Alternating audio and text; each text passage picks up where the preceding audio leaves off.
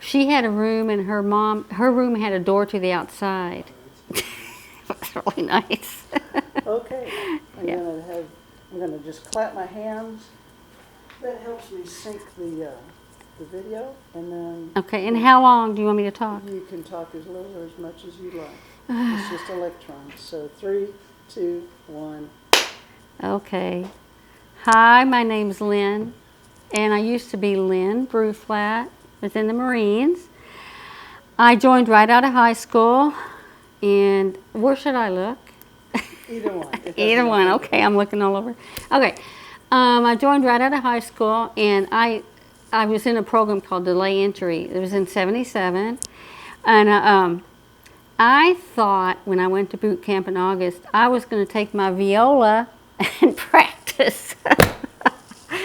Needless to say, the recruiters told me, no, don't take your viola. But I thought boot camp was going to be like college, like in a dorm, you go to classes and stuff. Well, no, not so much. Anyway, it was tough. It was good, though. I got out of boot camp and went home to Louisville, and it was in a reserve unit that went to Fort Knox. It was a tank unit. So I wasn't a tanker, but like I used to tell the guys, hey, you know, I do payroll and stuff like that, so that they would leave me alone. But anyway, I learned an awful lot in the Marines. I grew up in the reserves and going to college. I was in college at University of Kentucky in Louisville.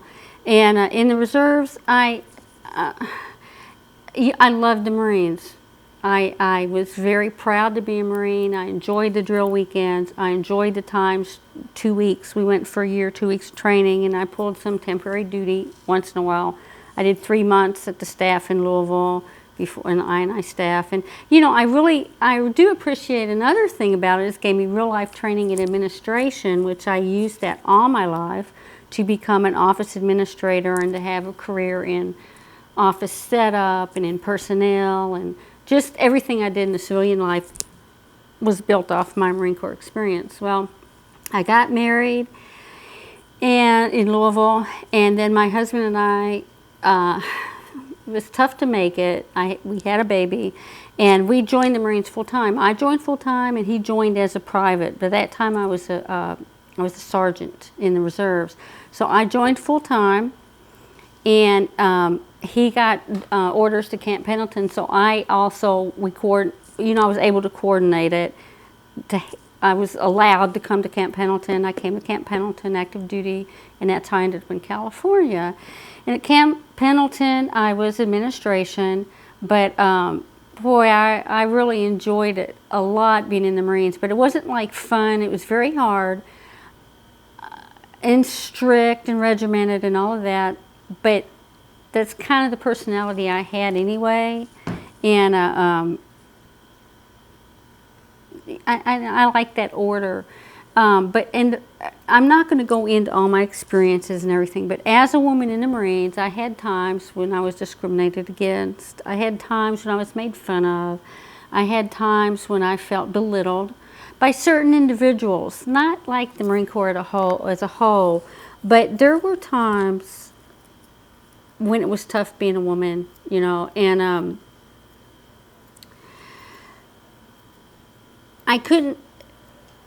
I got out of the Marines because I had my son, and my husband and I divorced. I was a single mom.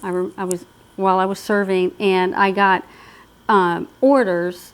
My enlistment was coming up, and I got orders to recruiting duty, and I decided that I wouldn't be able to really mother my son or have a supportive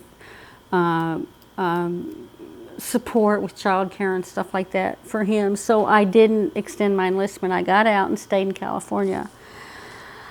So at that time, there was no thought of PTSD. There was no talk of PTSD. There wasn't a lot of support for, there weren't really, my unit went to war in Grenada, which of course I didn't go to Grenada, but I had to stay on base.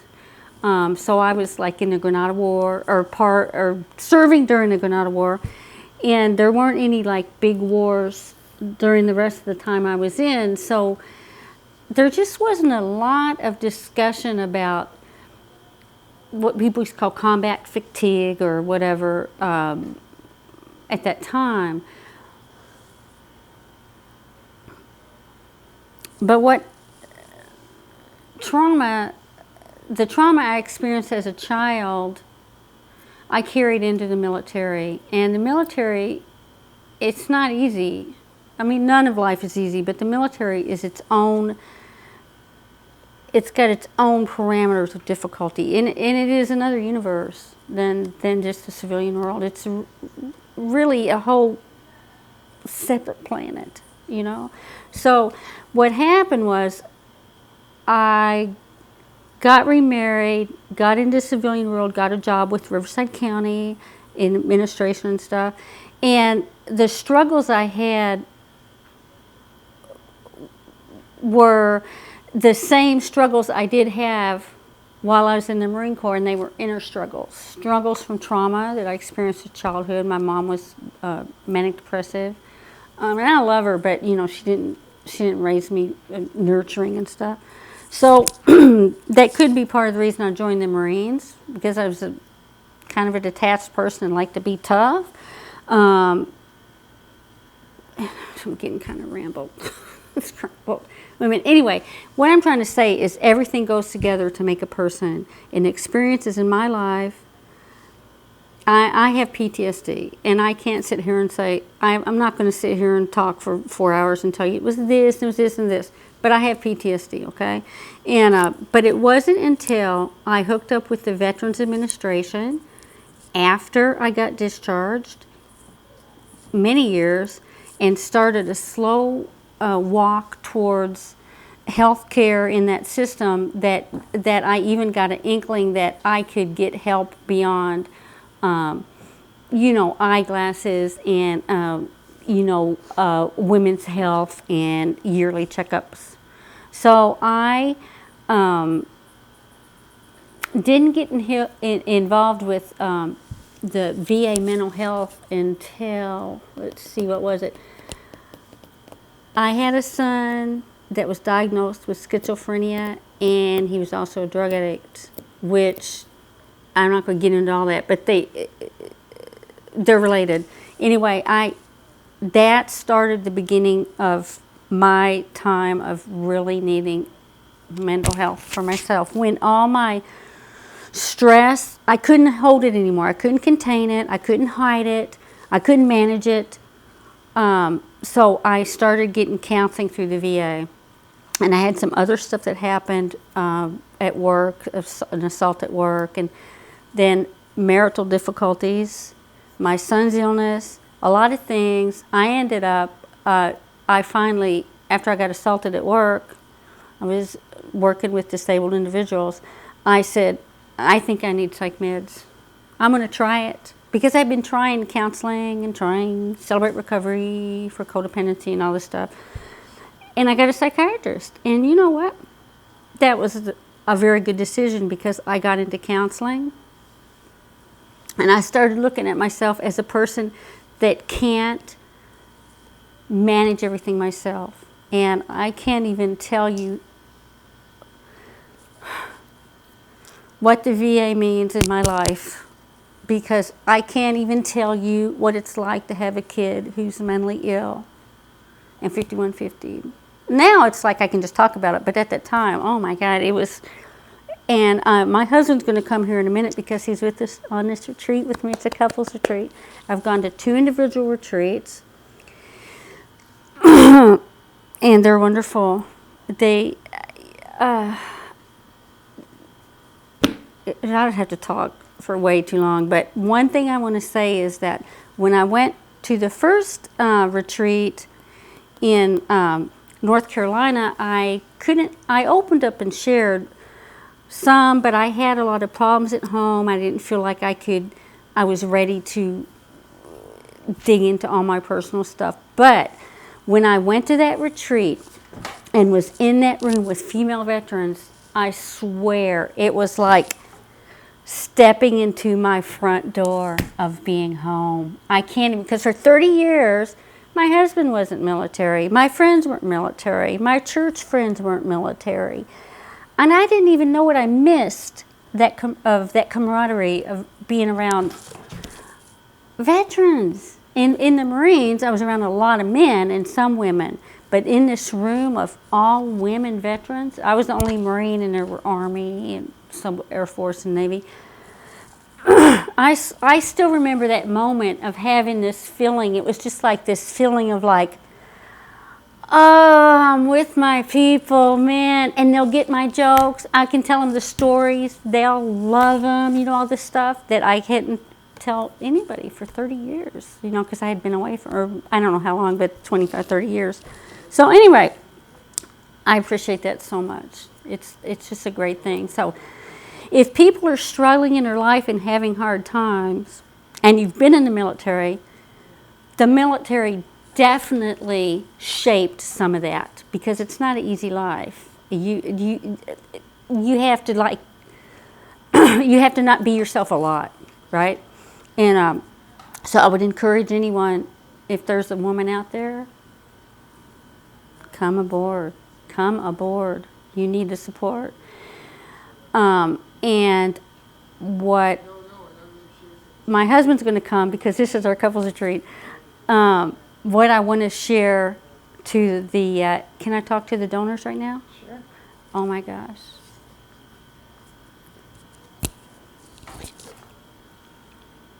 Yes, thank you. Thank you. I love you and your help. You don't even know. And like I said, I'm not going to sit here and fill your ears with it. Just take my word for it. It's great. This place is great. North Carolina is great. And I can see the vision for this place here. Yeah, it's going to be great. And we appreciate you guys. You guys treat us, you love us, and it's really great. I don't know what to say, you know what I mean? But I would love my husband to come, because we're here together in this retreat to help our marriage. And I hope it's okay I said that, but that's why we're here. Yeah. There's no such thing as a marriage that can't stand a little help sometimes. Oh, well, yeah, or a lot. So that's... My husband and I are both senior officers. Oh, yeah, you guys had it rough. We're a pretty even match. Oh, yeah. Good news, bad news. So was that okay? That was perfect. Thank you. Okay. Yeah. I mean, I don't know how much detail to go into it. It just be way too much. No, we're good. So you're just going to talk now, right? But you can. Yeah. Well, but there's no rules here. You just say what you want to say. I will say if we one. have the both of you can just set it down on the table. Okay. Okay. I have several microphones going. Okay, so they're going to know that I was on the other one, right? Yeah. Okay. Well, I mean, there may be parts that I just. Edit. Yeah, I know, little clips. Yeah. But if you put it close together, they'll see.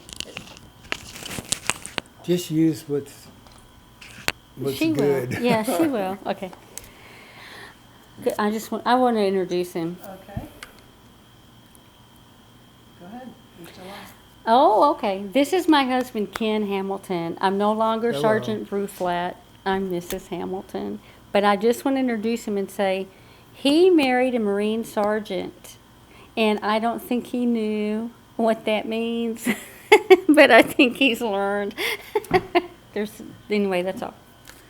Well, I'm constantly in a learning process, and I wasn't in the military myself. I flunked the physical in Amarillo, 1970, and it kept me from Vietnam, where I had a lot of friends that were lost.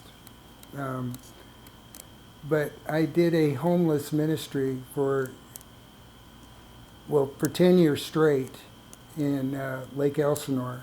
And I ran across so many Vietnam vets that were homeless, their marriages were in shambles, they had child support, buku child support that they'd never be able to pay off. They just had wrecked lives, and they had no nowhere to go. I mean, they had the Lord, they came to the Lord, but the resources and everything were slim, Jim. And I see a program like this that everybody is so enthused about making it work for the betterment of the vets and their families and their wives. And PTSD is misunderstood, I think.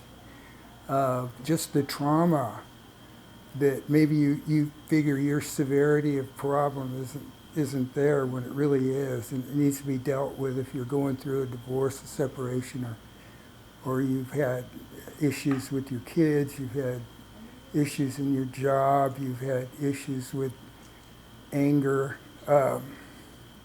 So many things that can be positively dealt with in a program like this. I highly recommend this program. I was skeptical a little bit because I thought, you know what, I have no right to go because I'm not a veteran. But my wife's PTSD and probably my own PTSD are at a point where we were separated and having marital problems, and I just think it's a great opportunity. When I got here, I realized, man, you know, things can be different than you have, you know, you've appraised them in your mind, and I just highly recommend it. And I just appreciate the people here and just the dedication that they have towards us and counseling and helping, and you know it's sincere. And so I just wanted to say that. I just wanted to come before the cameras and say that. If it can touch anybody that's skeptical about coming here, you don't have to be that vet if your spouse is a vet. I mean, and the problem is connected to combat, any of those areas, the military, then by all means, you should take advantage of this, and these people will help you in counseling and setting you right with resources and everything. So thank you for letting me share. I said I wasn't going to ask questions, but I lied. What do you, if you project yourself out a week from now, looking back at yourselves a week ago, what would your assessment be as to, you know, how this journey has? Oh, yeah. I have a comment on that. We have a plan when we go home. The living room, dining room, and kitchen. We have like a house. So he's a contractor. He looks really cute, like a cabin. So it's kind of like a cabin with bedrooms outside, like the kitchen and the air and the living room and the dining room are all together, right? Like, you know, cabiny. So that area is going to be our common area, our neutral area where we're going to hang out. And then he's going to have one bedroom as a den, and we're going to get yoga stuff, right? We're going to do it together. And I'm going to ride bikes with him when I'm home because I work out overnight sometimes. And then I'm going to have the other bedroom as my little private place, like if I want to go and read and, you know, kind of get away. But the common, that's going to be our neutral together time, right? So when you need it, sometimes when you get overwhelmed, PTSD, it affects your memory, and it affects your processing, and it affects your anxiety to where you can feel overwhelmed. And you'll kind of walk around or just fidget around and just be like, you know, on edge. So that's why you need a safe space where you can just go and chill and, you know, and work on things. So that's what we're going to do. Well, those are part of the tools that Yeah. we've been given. And so I realize how meaningful this program is as far as our marriage goes, because we've already set forth a vision for our lives. We've got a plan, and we're both on track for it. You know, it's somebody stepping in and helping us and giving us some direction that we needed.